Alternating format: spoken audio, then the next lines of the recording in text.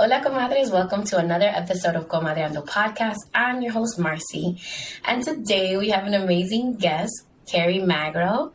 I will let him introduce himself. Who are you? Hi, everybody. My name is Dr. Kerry Magro. I'm a professional speaker, author, entertainment consultant, and autism self-advocate from Hoboken, New Jersey. I've been doing this for about 11 years now, and I speak on diversity, equity, inclusion with schools and companies. Amazing. And I usually give like a little tidbit of how I came across the person that I'm interviewing. So Kerry is world-renowned, award-winning national speaker and best-selling author. He has a doctorate in educational technology, right, Kerry? Yep. Mm-hmm. And he's a founder of the KFM Making a Difference Foundation. He's also travels the country, like he said, telling stories and giving speeches. And he's published several books, some of which are on the Amazon best-selling authors list, which are Defining Autism from the Heart, Autism and Falling in Love, I Will Light It Up Blue, and his latest, Autistics on Autism. So today's topic is achievement despite a diagnosis. And the reason why the topic came up is that as parents of neurodiverse children, we often wonder what their futures are going to look like. And it's nice to have someone share their journey and inspire and teach us. So you said that you have the diagnosis of autism. I wanted to ask, when was it that your parents noticed that you were different? So I was not speaking until I was 2.5. So those were kind of the early signs, not speaking, when I wanted to communicate with the people I cared most about in this world, even about some of my basic needs. It was really, really challenging. So my parents went about getting a formal diagnosis. It took about 18 months to get a formal diagnosis of autism. And it was just such a life-changing moment for my parents after years of struggling to figure out what was going on. To finally have that diagnosis really meant the world to them. And then they kind of just kick-started into giving me the best therapies possible to get me to where I am today. So the therapies that you received, did you receive early intervention? Yeah, so I received occupational, physical, and speech starting at 4, and then music and theater therapy kind of just started about 6.5. And that all those therapies stayed with me until I was about 19, graduating from high school. Awesome. So what has the support been like from your family? I know your parents obviously have been very supportive, but what about like the rest of your family? Have you received support on that end as well? Yeah, absolutely. I mean, without my village, which I consider my family, I wouldn't be where I am today. And my mom and dad were just two of the best, not only parents, but life coaches, if you will, growing up, when there really wasn't a lot of support for those with special needs, especially in the early 90s, with the numbers of disability not being as high as they are today, and there being a little bit more support. So my family members were, I'm a spoiled only child, but my extended family were really helpful, in addition to my extended family of therapists and educators who, for many of them, taught the way I learned. And without that person first learning, person-centered learning, I wouldn't be where I am. Amazing. I love that. So tell me a little bit more about the work you do regarding raising awareness and educating people about neurodiversities, and also, you know, kind of breaking stigmas, because I feel like that is the majority of the work that you do, because people have this concept of people that are on the spectrum that are, I feel like, outdated, because like you meet one person on the spectrum, that is just one person. That doesn't mean that every person on the spectrum is like that. So let's dive in a little bit into that. Yeah. So, I mean, that's one of the biggest reasons why I changed career paths. I was in digital marketing work for a nonprofit organization in New York City. And then I decided that there wasn't enough being done to defeat stigmas and prejudices around those, especially those with disabilities. So I pursued my master's in strategic communications so I could become one of the first professionally certified public speakers who also is autistic in the country. And one of my biggest focuses right away was really just taking disability awareness and pivoting it to disability understanding and acceptance. Because at the time when I was just getting into college, there was a lot of awareness about disability by then, but there still wasn't a lot of acceptance of those with disabilities. So it became really a part of my mission.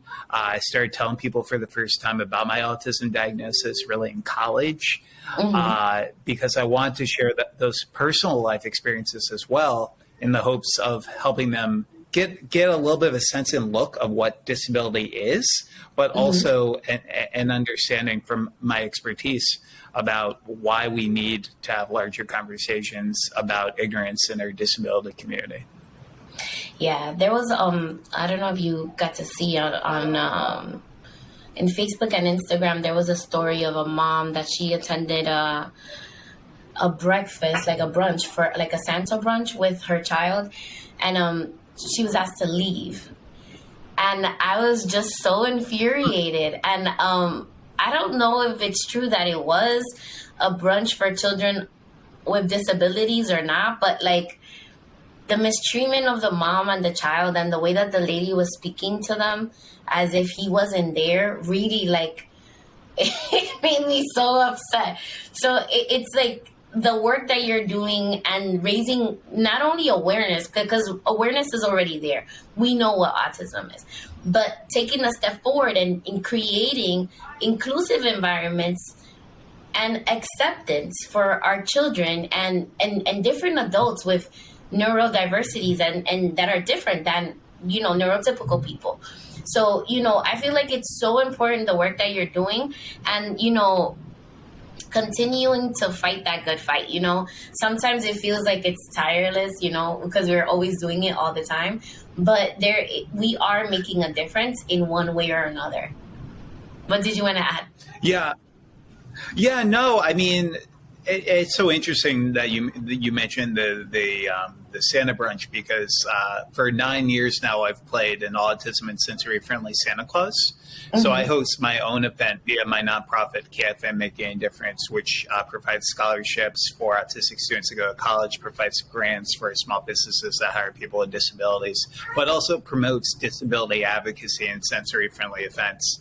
And that's so shocking. It's not surprising to me in any instance, but that's a big reason why I think we need, as a society, to host more inclusive events in the hopes that we can get our kids out there exploring the world. Because one of the hardest things I get from parents, I receive about 250, 300 questions from parents each day in my inbox.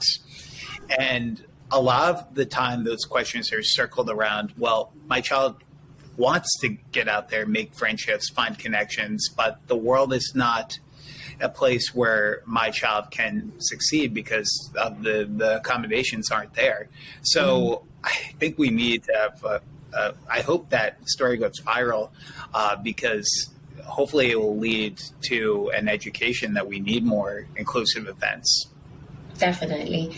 And the other thing is that, a lot of us, like parents of kids that are neurodiverse, we want to make the world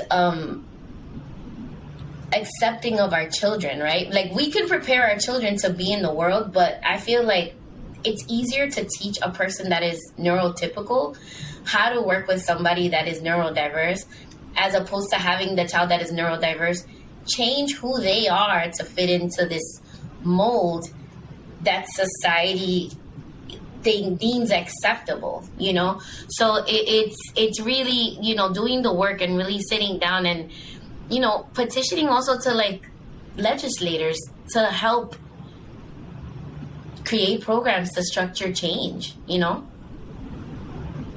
So yeah, and go ahead. No, go ahead. Sorry. No, I was just going to say, I mean, from the legislative level, I mean, it still feels like unless you have a personal connection, there aren't politicians who are really stepping out to discuss topics like autism and disability. So definitely from the legislation level, we need more politicians to get on board and get involved. Definitely. So I absolutely love your story and all your achievements. I want to know, what was it that really inspired you to strive for better? Because I know that sometimes a diagnosis can be limiting, or people can kind of discount what you're capable of doing because of a diagnosis. So what was your motivation, or what was your thought process, more or less, from being a kid until now? Yeah, I mean, really for me, finding my ability to self-advocate for myself when nobody educated me on what self-advocacy was really, really pivotal towards me reaching developmental milestones and achieving what I wanted to achieve in this world. I didn't know I was autistic until I was 11 and a half. And similar to my parents finding it life-changing that I was autistic at 4, me, myself, finding about my diagnosis really helped open the world to more about what my associated strengths and challenges were. And I think it was at that time, even though I was an 11 and a half year old kid, I was still very immature, and I really didn't grasp autism as that 11 and a half year old child. As I grew up after that, things became a lot more clear about why I was doing what I was doing, why I was still having social skill issues, why I was still having mind blindness and not being able to understand others. And I hope my message when I go speak to a company about self-advocacy, inclusion, is that they, regardless if they have autism or not, can find key ways based on my presentations to define their lives and their journeys in the way that they best see it every single day, while also being able to understand who they are as individuals a little bit better by just hearing how I was able to find out who I was based on my journey growing up with autism. So would you recommend for parents to tell their children that they have autism? Because that's like a big debate within the community of parents of kids with autism, whether or not, or like disability in general. Like if it's not a physical disability, should we tell our children that they have a disability? And like, what age more or less do you think is like recommended? Like, obviously this is your opinion. It's not, based on your experience, what age do you think would be a good time to tell them? Yeah, I hate when there's a conversation about it being called a debate. I think every parent should have this conversation. It hinders more than it actually does anything else, because I do get the parents who say, well, I don't want my child to be defined by a label or use their disability as a crutch. But years of uncertainty about why these individuals are special leads to a lot of confusion for them most of the time. I've seen individuals who have spiraled with depression and anxiety because they don't understand big parts of who they are. I think it should start as early as kindergarten, when a child receives an individualized education plan, which for people in the United States who might be watching this is based on the Individual Disability Education Act. Every student with a diagnosed disability receives some form of either an IEP or Section 504 accommodations.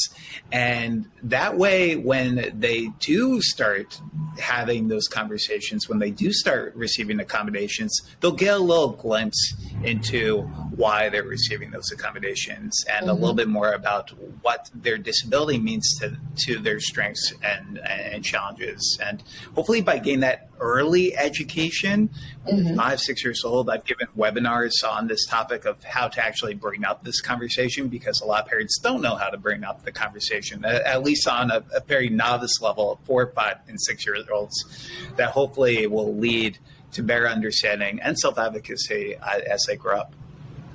Yeah, so I interviewed that spectrum girl. She's a woman. She's actually 40 years old, and she's from Norway. And she didn't find out that she was autistic until about 2 years ago. And that's when she really, like, everything turned on in her brain, because she didn't know why she was having such a hard time in society and at jobs, because she was so different, you know? And a difference is not anything bad, but if you don't know, I feel like it's part of knowing yourself, right? I know that I identify as a female, and that I am from the Dominican Republic. I feel like it's just another piece of who you are. And by knowing at an early age, like you're saying, I feel like children can take pride, and then that builds in that advocacy piece as well. Because the more you know yourself, the more you can advocate for yourself. Like, if somebody is doing something that is not giving you, meeting your needs, you can say, no, I need this because of X, Y, Z. As a teacher, as a special education teacher, I feel like that's so important. And a lot of our kids don't learn how to advocate for themselves or to speak up, because a lot of the parents, even though they have an IEP and they're in my class, the kids don't know that they have a disability. They don't know why they're being pulled out, 2 to 3 to 4 to 5 times a week. They just feel like they're having this special class, special time away with this provider, but they don't know why. So, go ahead. No, and it's just like so many parents still say things like, oh, my child's a late bloomer. Even after their diagnosis, they're like, oh, that disability can't be true. They're just a late bloomer. They're going to grow out of that disability. And it's just so disheartening.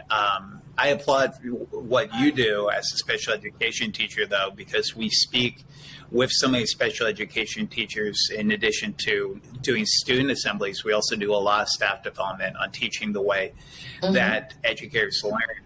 Because the shocking statistic that came out from EdWeek, which is a great website for teachers who want to just learn more about special education, edweek.org, that only about 1 in every 3 educators receive any form of staff development focused on special education. And that's really, really unfortunate. When we don't have that education out there, especially when we keep talking in our schools about mainstream and inclusion, it really leads to a lot of challenges for students. That, and then the diagnosis part in the school system, a lot of parents trust that the school is going to do the proper evaluations to give your child a diagnosis of autism, and that is incorrect. The schools are not capable of giving your child a diagnosis of autism. Most of the time when they do get an IEP after their school age, a lot of the time it'll be speech and language, because they can't give a diagnosis of autism, it works against the child, because if you don't have an official diagnosis of autism, you're limited with respect to the services that your child is going to receive, right? And a lot of the time, those extra services that you're missing out on can help your child acclimate better and be able to reach closer to the goal of their neurotypical peers. So I feel like it's important to get an accurate diagnosis, number one, and also to speak to your child and also kind of get over it. Because a lot of the parents, like you said, my child's a late bloomer. I mean, there's nothing wrong with having autism. There's nothing wrong with having ADHD. They just learn in a different way. Their brains are structured in a different way. So, it's really important to educate ourselves as parents and get over our ego of having a child that has a diagnosis. And the only thing that it will do is really help the child achieve more. I know that your parents, telling you at 11 years old, I'm sure that it helped you advocate for yourself, like you said, but also it started like putting you on the right path to achieve more in the long run. Like, I know that your diagnosis doesn't define you, it's just another piece. It's like you're a salad and you have another ingredient in your salad. That is not all you are, but it does help to know that you have that. Salad as I drink a protein shake in the background here. No, I get it. No, I get 100%. It takes a village again. My quote is, autism can't define me and I define autism. And that's kind of become my closing statement of every presentation I give, whether it's to kindergartners where we read a children's book on autism, my children's book, I Will Light Up Blue, or university students all the way to Fortune 500 companies we've spoken to. And it's all about the same message of not letting any one thing in your life define who you are, and going out there and making sure that you're defining your life and your journey in the way that you best see it every single day, and keeping that message going, because it feels like a lot of the times it can get lost in just everything going on in our lives. We have bills, we have inflation, we have all these things going on in our society right now that we sometimes can get lost in all of that. So it just leads to more fuel to my fire to be able to speak in more schools and more companies and get that message out there. I wanted to circle back in something that you said, that the teachers, like you said, 1 in 3. And then the thing is, it's also optional. So, for example, as a special education teacher, you get to pick what staff developments you participate in. I was working in New York City in the specialized district for kids with more severe needs in District 75. And basically, we have a menu of different things that we can pick from. And obviously, I picked a bunch of autism trainings because, 1, I have a child that's on the spectrum, but 2, I was working in a 6 to 1 to 1 classroom. So I wanted to be able to have the tools to be able to better serve my students. Also, the school that I was working at, they actually brought in a speaker. His son was a late diagnosed. I think his son was diagnosed around 10 or 11 years old. But then through the process of having his son diagnosed, he found out that he was also on the spectrum. So that for him was eye-opening, because he was able to see oh my God, there's nothing wrong with me. This is why I'm different, or why I think in the way that I do. So it was really eye-opening for him and for us too, because, we have this public speaker that's coming on, and, we have this, even though we don't want to we have this idea of what autism is, and he was kind of shattering all those ideas in one fell swoop by doing these presentations for us. Who was the name of the speaker, if you don't mind me asking? I've been trying to ask, I was reaching out to my principal. She's retired. I know she's living in Hawaii or something, but I'm going to get back to you with the name of the speaker. But he does a lot of he does a lot of presentations in District 75.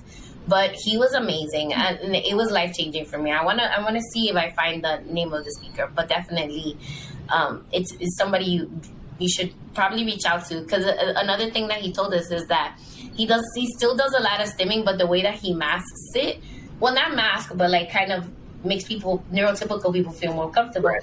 He puts his hand in his pocket, and he still stims in his pocket, but it doesn't, it's not as distracting. Because another thing about neurotypical people is that they get distracted by anything, and instead of listening to what the person is saying, they'll focus on what the person is doing. So I was gonna ask you, so what was the inspiration for your books? I know the Let's Light It Up Blue is for children to understand themselves a little bit more, right? And then the other ones, I wanted to ask you, I'm gonna pick them up, all of them up actually. Autism and falling in love, particularly, I wanted to talk about. I know that you're consulting on Love on the Spectrum. Did you consult on the Love on the Spectrum on Netflix in the US or the UK? So Love on the Spectrum, so far they've had, and this is our book, Autism and Falling in Love. Check it out. It's on Amazon. Love on the Spectrum had 2 seasons in Australia, and I love those seasons because I wrote a book about dating on the autism spectrum with helpful tips to help autistic adults and neurodiverse individuals find love and relationships in a neurodiverse world. And I fell in love with that series, especially when it went on Netflix. And I stayed in contact with them because I was already on the speaker circuit talking about relationships, already talking about these topics.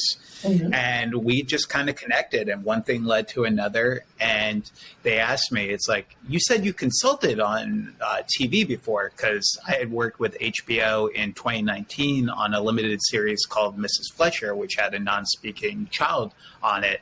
And they were like, so you've done consulting before. Can you tell us a little bit more about what that looks like? So mm-hmm. we continued to dialogue for a few weeks after that. And then they were like, hey, do you want to give an autism training to our team before we have our first US season of Love on the Spectrum? So I got the opportunity to give an autism inclusion training to their staff based on my journey growing up on the spectrum, and then consulting on the full first US season when it came out on May 18th of 2022. And yeah, it's been great, and we just got renewed for a second season, so that's really Yay! Exciting. So I'm hoping we get to keep it up, because it's just a great show.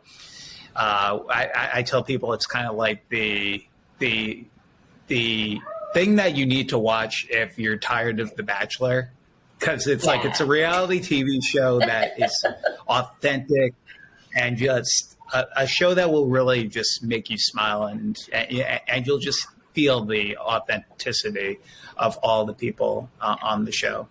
I love all the characters, and obviously, you know, when you watch a show, you always pick a favorite. But honestly, it was like hard for me to pick a favorite, because I feel like they're all so lovable and they're so genuine and so themselves.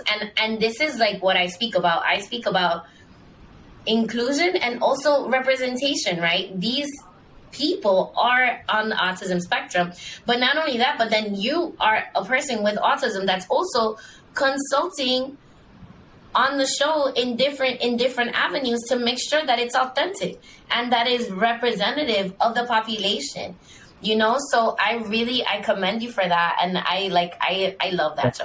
All of the listeners of the show of my show absolutely love on the Spectrum. It gives the moms a lot of hope that our kids, you know, will eventually be able to find love. But, you know, I'm probably going to check out one of those webinars and, like, you know, share the tips with the listeners to help their kids. Because a lot of the kids, my kid's already 14, and I've seen him, like, transition from a little boy to now a preteen, well, a teenager now. But, you know, it's, especially because I'm a girl, like, I don't know how to give him advice or, like, teach him, besides, like, from a woman's perspective, like, what I would like as a woman. But, you know, kind of speaking to him in a way that would reach him and he would understand more, if that makes any sense. No, that makes perfect sense. And that's why I like doing peer mentoring, because I never had that role model to look up to when I was a kid who was on the spectrum. I mean, like, I looked up towards other people with disabilities, like Michael Jordan, who had ADD, Magic Johnson, who had ADHD. But in terms of autism, there was really never a connection I had where I was like, gee, I could look up to this person. So, and now in my career, I'm 34 now, getting the opportunity to work with, especially 16 to 24-year-olds in that transition to adulthood, and give them somebody to look up to, but just be like, hey, I'm here for you. Like, let's talk. What's going on in your life? Whether it's post-secondary, employment, girls, boys.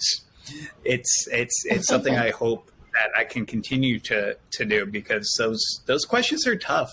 And it's I've been through all of that, so I hope I can help them.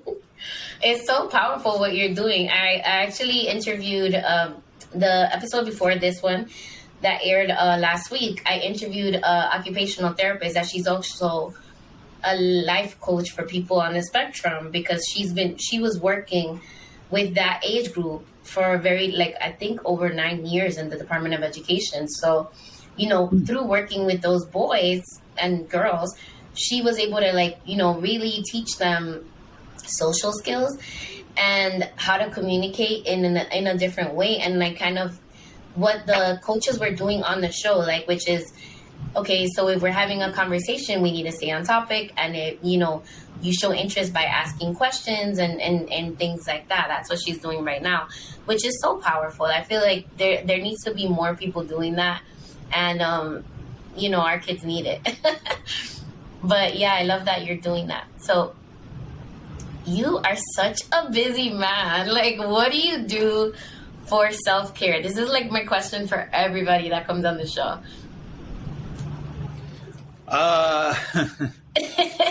Well, no, I mean, well, the biggest thing is I love sports. I love movies. I mean, my biggest self-care is just trying to get away. Also, I love to vacation. My philosophy on travel is that my bags are already packed right next to my door.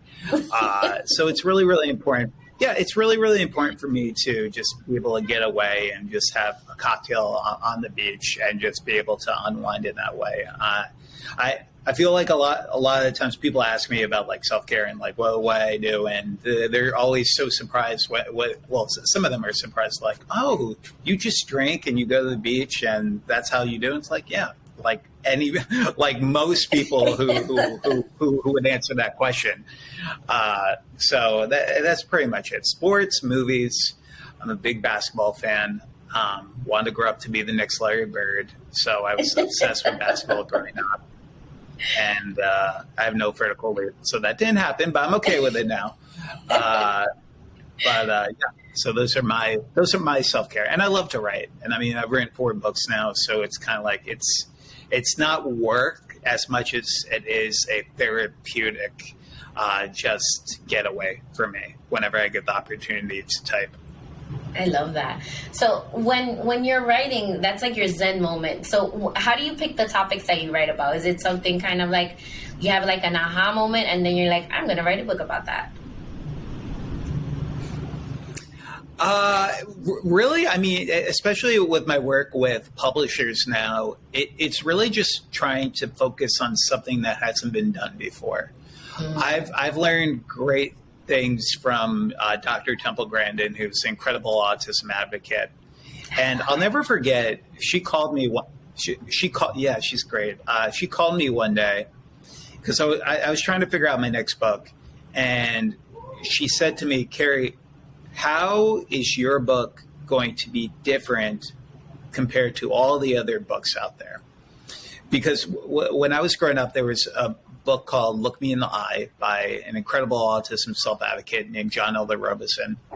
But after that book came out, so many different self-advocates, and don't get me wrong, it was great to hear their stories, shared tell-alls about their lives growing up with autism. Mm-hmm. And Temple was like, you can do this, but what are you going to do that's going to give somebody an education that hasn't been seen in this space of autism? And that's when my latest book, Autistics on Autism, I started thinking about just post-secondary adult topics. Mm-hmm. And that's when I got 100 students together to write essays in the book. So we not only get 100 multiple perspectives of what helped individuals on the spectrum growing up to succeeding and getting a post-secondary education today, but also discussing topics that are very niche still in our community.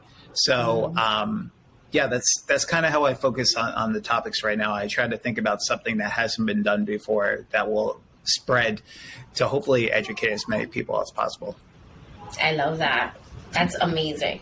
So I wanted to ask you, I know this is like a very wishy-washy question, but what is your ultimate goal with all the projects that you're currently working on surrounding autism? Because I feel like you have this humongous umbrella and you're educating, but like, where do you see yourself 5 or 10 years from now?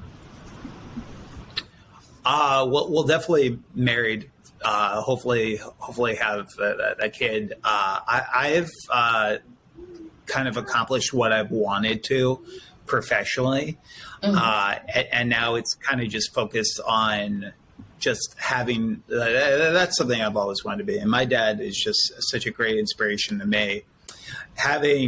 Being a dad, hopefully one day, and having kids, it is something that I've been thinking about since my mid-20s. And now that I'm kind of getting in my mid-30s, I'm really thinking of trying to because I have a career, I'm self-employed, I speak full time. Being able to find that medium where I can focus a little bit more on my personal life, finding somebody to share and connect and live my life with, but also at the same time, hopefully have a family. So that's kind of in the 5-10 year plan. And then hopefully going back into acting. I would love to get my Screen Actor Guild card and go from a crew member to also an actor at some point as well. Amazing. So that, I guess the theater therapy really worked for you. Like, what was it that they were doing more or less? Because I haven't, this is actually one of the therapies I haven't really heard much about. So how did they help you in those classes? I mean, the most important thing was being able to reflect and emote different characters. A lot of the times when I was in just mainstream theater classes growing up, it was always just, we would read a script, we would memorize the lines, and that would be it. What theater therapy helped me understand was we would reflect and talk about how people were feeling when these different dialogues were going on in the script. And that helped me tremendously, especially as somebody who had limited pretend play, who had a lot of challenges with peer-to-peer interaction because I was an only child, but also having those social skill difficulties. Being able to think about that kind of opened my world to, yes, I have challenges, but also so many other people have challenges as well. That was kind of another big area. And also the social element, being able to just practice speech and just memorizing and performing on stage helped me tremendously to really focus on my ability to speak for the first time too. That's amazing. I was in right before the pandemic hit, I was in a production of the Vagina Monologues. It was like not for profit, and we did it in my neighborhood, but part of the practice was really looking at the character, like you said, and looking at how the character would be feeling and putting yourself in that character's shoes and kind of expanding your mind to think how the character was thinking and how they were feeling at the time. Because I feel like even as neurotypical people, it's hard sometimes to really emote, or like not really emote, but relate to other people in that way.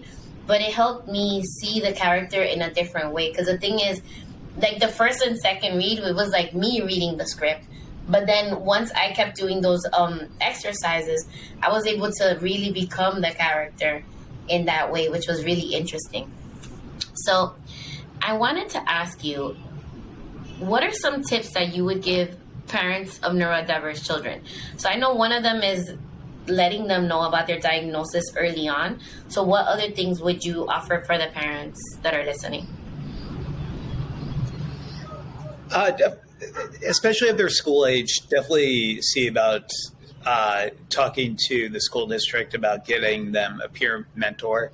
I think at the same time we talk about self-advocacy, peer mentorships can really be pivotal for all individuals, regardless if they're neurodiverse or not, but especially those who may be neurodiverse. I kind of reflect and think back as a 5-year-old child who was only speaking a few words, how wonderful it would have been to have a 6-year-old or 7-year-old mentor who maybe not had autism, but had a neurodiverse ability, be able to interact with them and learn from them. How amazing that would have been towards my development, especially as somebody who had emotional challenges, but also had some immaturity challenges as well. Being able to kind of look up to somebody who's a little bit more mature than me is something I think all of us could utilize, not even in school, but in our professions today as adults. Yeah. So that's definitely one big one. Don't try to recreate the wheel when it comes to therapies. I see a lot of parents who go right away to speech, occupational, and physical therapy as their main 3 therapies to help some child. Make sure that you are meeting your child where they are in their development. can't stress that enough, because sometimes you will see the popularity of those therapies. You also might look at applied behavioral analysis. It's not going to work for every single neurodiverse child. So really meet them where they are. And then when you actually have a conversation with your child's pediatrician, don't stop at their one opinion. Get a second opinion from a school psychologist, because you want to have multiple perspectives. It takes a village. That expert could be Temple Grandin, for all we know. But at the same time, get those 2-3 perspectives, because that will help broaden the scope. But because you'll get more eyeballs seeing your child and being able to understand more the things that they may have missed, that one expert may have missed. So that's a really important note as well. I think those are the big 3 for me. And there's so much that I could share. It is a spectrum. That's why I love speaking, being able to get to share multiple perspectives. Oh my God. I wanted to say that the Temple Grandin was actually, when my son was first diagnosed, that was like the first movie that I saw. The one that she was actually the consultant on her own movie that they produced, and Claire Danes played her. And it was kind of like, it really opened my eyes, to see other people on the spectrum.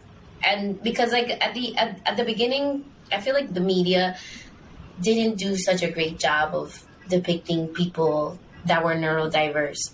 A lot of people thought that everybody with autism was Rain Man, which is incorrect. Not everybody, is the same. So seeing another person with autism, and a woman at that, from a different era, because Temple Grandin, I think, grew up in the 60s, right? So it's, go ahead.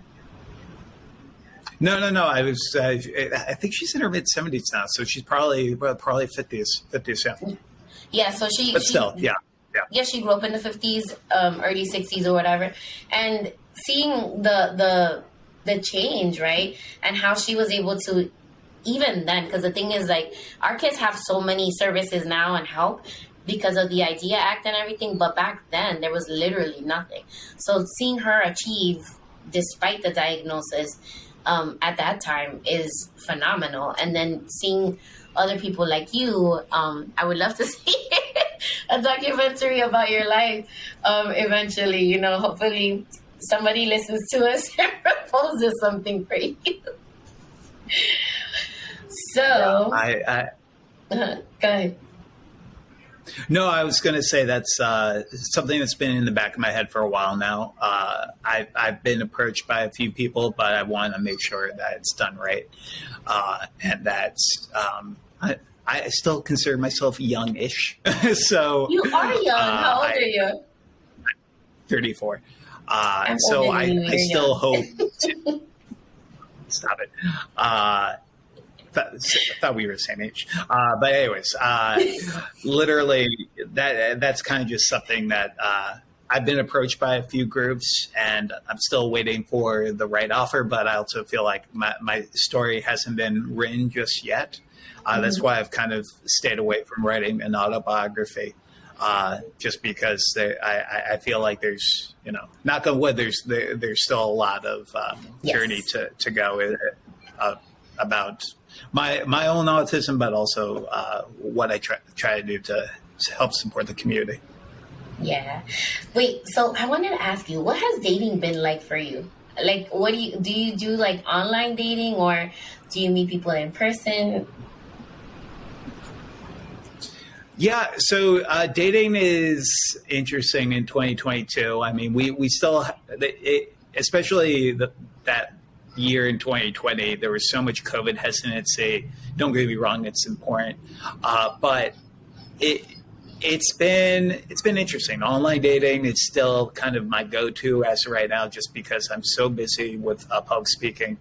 But like, for example, I went out to a mixer last week and met a few nice people. But it is hard, especially understanding nonverbal cues. And we do live in a society right now where hookup culture is still very, very significant. So some people I meet are not very open with their intentions, and that makes it challenging. Even though I've overcome a lot of challenges with my autism diagnosis, being able to understand people and what their real intentions are is still a challenge, and that's kind of why I'm still trying to figure out what I want in the future. Even though I do know that I think I want to be a dad, it's about still searching for the one in that special partner. But I am single and looking and very much dating right now. Yes. I feel like even for neurotypical people, dating is so hard, and people are like so dishonest. Like, people don't really tell you what they want, and or they'll say, "Oh, we'll figure it out," but then their real intention is not really having a long-term relationship or actually like really dating. Like you said, it's like so much of a hookup culture right now. I also want to add, to the hookup culture, we're part of a disposable culture.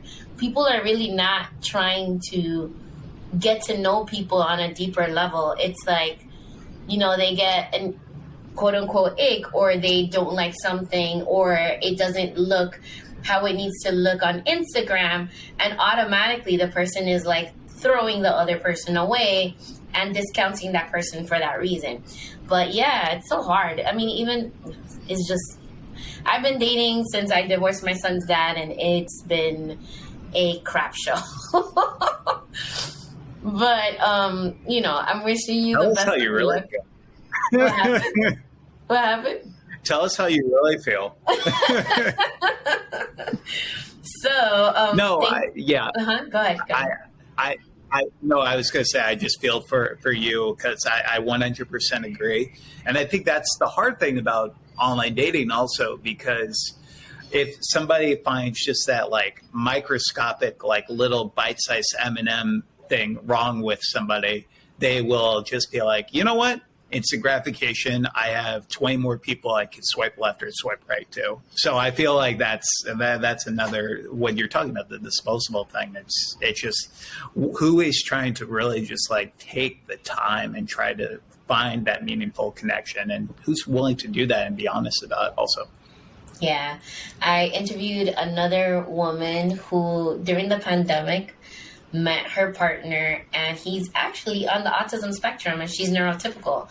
So we talked about, what that was like for her and for him as well. So, there's hope out there. There's people that are willing to put in the work. We just have to put in, what is it?